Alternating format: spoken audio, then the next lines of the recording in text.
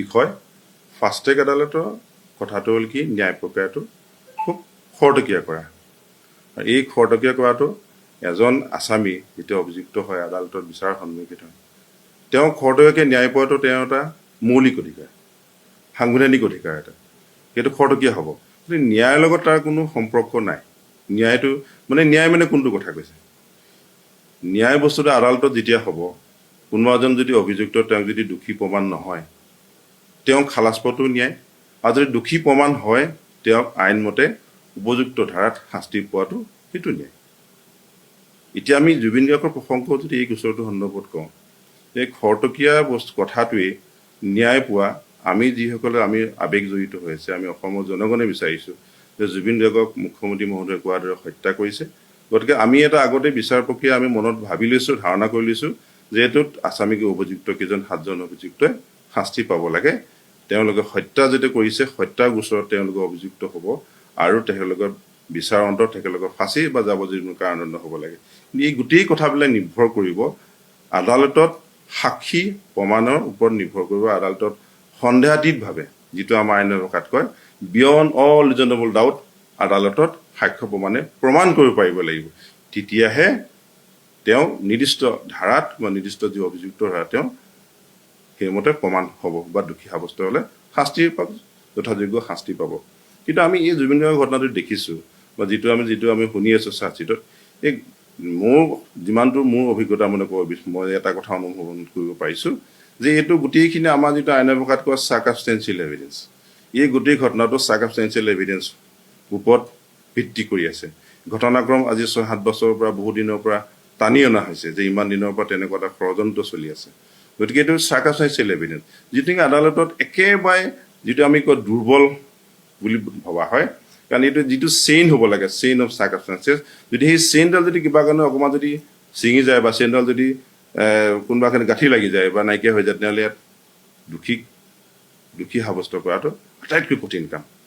যদি চাৰ্কামষ্টেঞ্চিয়েল এভিডেঞ্চৰ ওপৰত যদি চাৰ্জশ্বিটটো দিছে তেনেহ'লে আগতীয়াকৈ ক'ব পাৰি যে আটাইকেইজন অভিযুক্তই এই গোচৰৰ পৰা বিনা চৰ্তে খালাচ পাব এইটো কথা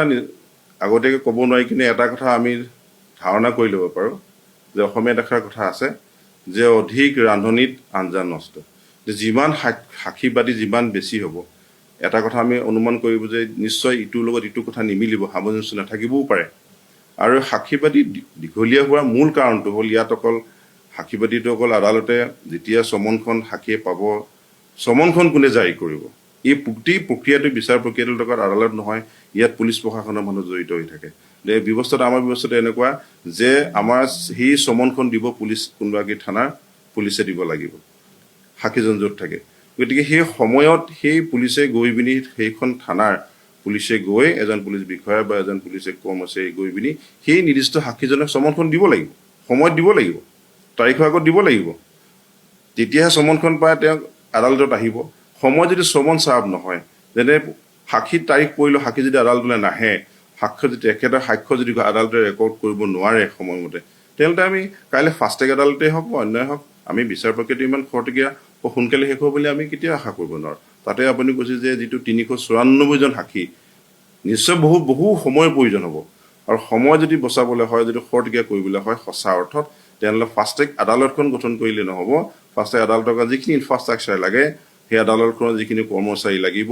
এই নিত্য নৈমিত্তিক কামখিনি কৰিবৰ কাৰণে আৰু লগতে পুলিচ প্ৰশাসনৰ সময়মতে কোৰ্টৰ যিবিলাক সময় যিবিলাক চমন যাব সেই কাগজবিলাক সময়মতে ছাৰ্ভ কৰি সাক্ষীবিলাকক তেওঁলোকক মতাব পাৰিব লাগিব তেতিয়াহে এই আমি ভবাৰ ধৰণে ফাষ্ট ট্ৰেক আদালত গঠন কৰিলে সোনকালে বিচাৰ প্ৰক্ৰিয়াটো আগবঢ়াৰ অৱকাশ আছে ৰেগুলাৰ বেচিছত ৰেগুলাৰ কেছ চলি থাকিব ইমান দীঘল ডেট কেতিয়াও নপৰে সাক্ষী আজি হ'ল কাইলৈ সাক্ষী হ'ব পৰহিলৈ সাক্ষী হ'ব অৰ্থাৎ ৰেগুলাৰলি সাক্ষী হৈ থাকিব কিন্তু তেনেকৈ যদি সাক্ষীবিলাক হ'বলৈ হয় এই ব্যৱস্থাটো খুব নাই খৰতকীয়া হ'ব লাগিব গোটেই ব্যৱস্থাটো খৰতকীয়া হ'ব লাগিব অকল কোৰ্টখন খৰতকীয়া ফাষ্ট ট্ৰেক আদালত হ'লে নহ'ব তাৰ লগত আনুষংগিক যিবিলাক কথা আছে সেই বস্তুবিলাকো যদি খৰতকীয়া হয় সময়মতে যদি কৰে কামবিলাক তেতিয়াহে কোনো এটা বিচাৰ প্ৰক্ৰিয়া খৰতকীয়া হ'ব নহ'লে আমি যিবিলাক দেখি থকা ফাষ্ট ট্ৰেক আদালত এতিয়ালৈকে ইমান সোনকালে কেছ শেষ কৰি যোৱা ফাষ্ট ট্ৰেক আদালতটো দেখা নাই যথেষ্ট টাইম লাগিছে এতিয়া পৰ্যায়টো আদালতত এই বিচাৰ আমাৰ যিবিলাক ক্ৰিমিনেল ফৌজদাৰী গোচৰৰ বিভিন্ন প্ৰক্ৰিয়া থাকে প্ৰথম প্ৰক্ৰিয়াটো হ'ব যে ইয়াক চাৰ্জশ্বিট দিলে, চাৰ্জশ্বিট দিয়াৰ পাছত আমাৰ দণ্ডাধীশে সেইবিলাক কাগজবিলাক যিবিলাক কাগজ চাৰ্জশ্বিটত দিছে